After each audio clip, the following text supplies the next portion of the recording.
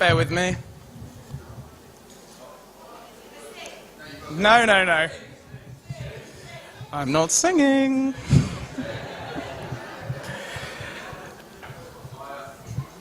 Sorry. This won't take a while. Okay. Let's get started.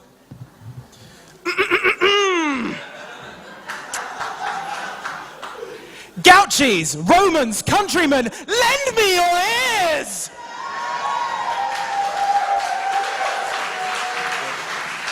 I came up with that about 15 years ago. I've been waiting to say it for like the first line of my wedding speech. It was much funnier when I was 10. Family, friends, colleagues, plus ones. It's here. It's arrived. I am a married man. Boy. I'm a man boy kind of thing. Yes, the wedding is finally here, and the events of the last year have caused me to gain more weight and lose more hair. And then I actually lost some weight, and also some more hair. And then I gained weight again, so I'm now fatter and balder than I was at the engagement. I can't stop eating, that's pretty much what I'm trying to say.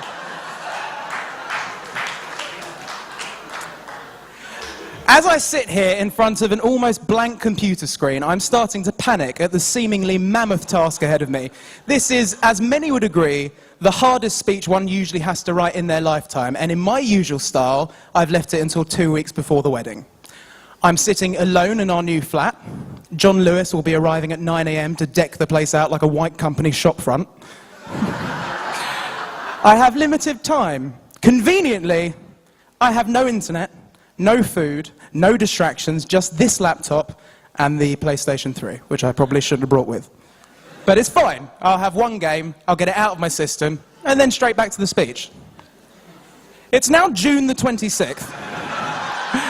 I've lost another week. I awoke the following day still holding the remote control.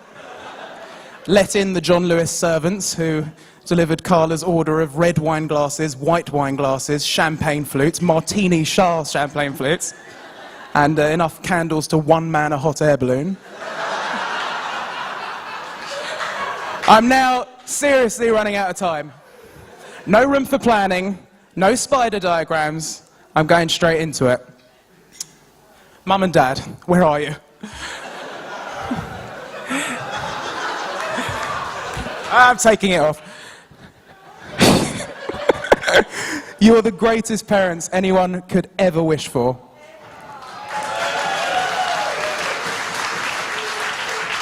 I don't tell you anywhere near enough. You've given me an unbelievable start to life. Your methods were somewhat unconventional. But aside from these crippling psychological ailments, your master plan works seamlessly. Mum, you inspired my passion for music. You gave me my artistic flair and my deep appreciation of sarcasm. You are an incredible woman. That wasn't sarcastic.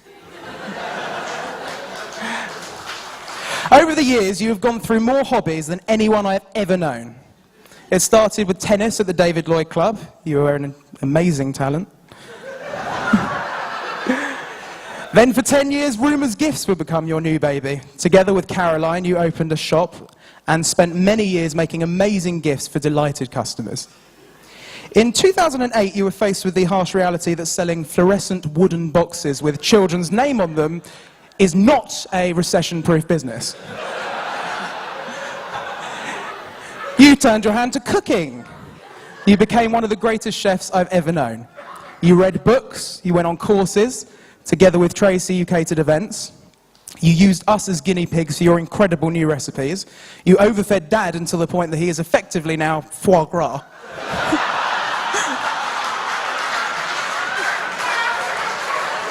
Yeah, that was a good one.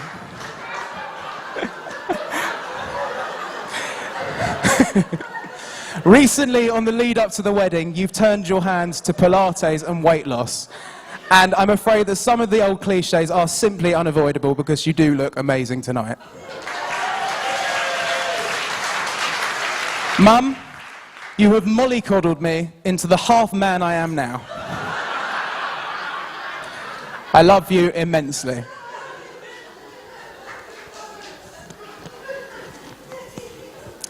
Dad, you are literally one of a kind. You're one of the only people in the world I know who is truly selfless. You're generous and loving, and without a doubt the bravest person I've ever met. As I said before,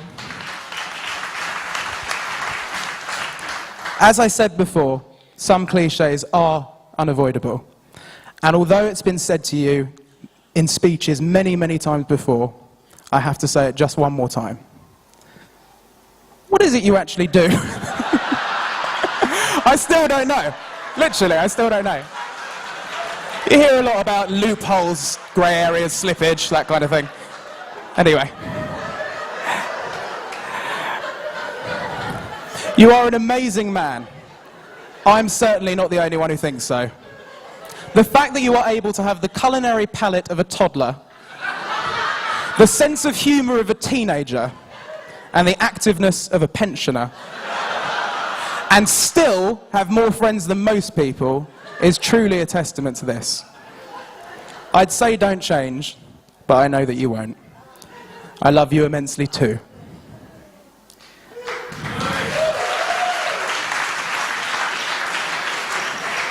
Brothers, sister-in-laws, cousins, and of course cousin, wherever she is. Grandmas, aunties, uncles, nieces, nephews. I love you all immensely. 3. We are weird. We are probably what you describe as dysfunctional. Probably more Addams Family than the Brady Bunch. But I wouldn't trade any of you for the world. Thank you all for being here and for always being there. And that was a nice way of disguising a cliche, I thought. Pop it back on for the minute. I have been blessed in my life in many different ways. Sometimes it takes having to list everything for you to truly realise the extent of a statement like that.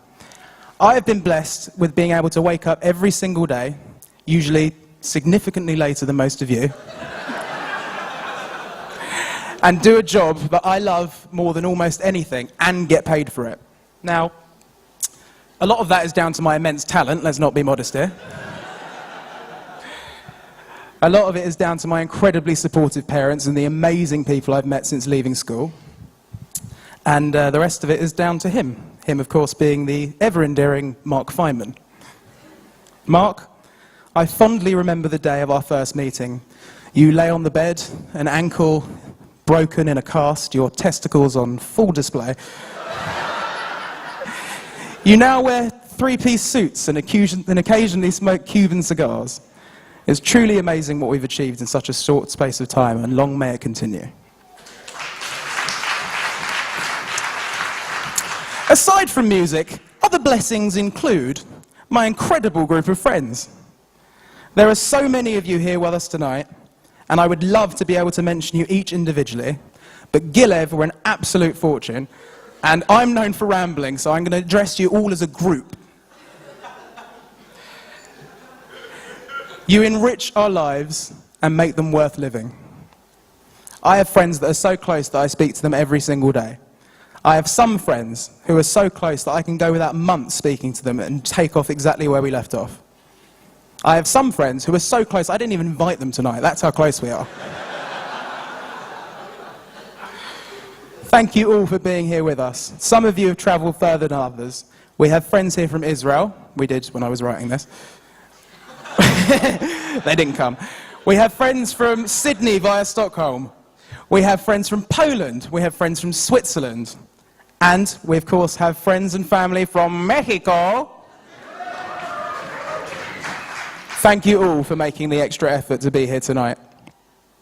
Now, you've already heard from one friend who's going to get a specific mention. Yes, ladies and gentlemen, let's once again turn our attentions to the ever-illustrious best man, Daniel Rosenberg. Rose, you're one hell of a guy. You are a loyal and brilliant friend. Thank you for taking on the extra responsibilities today and doing them so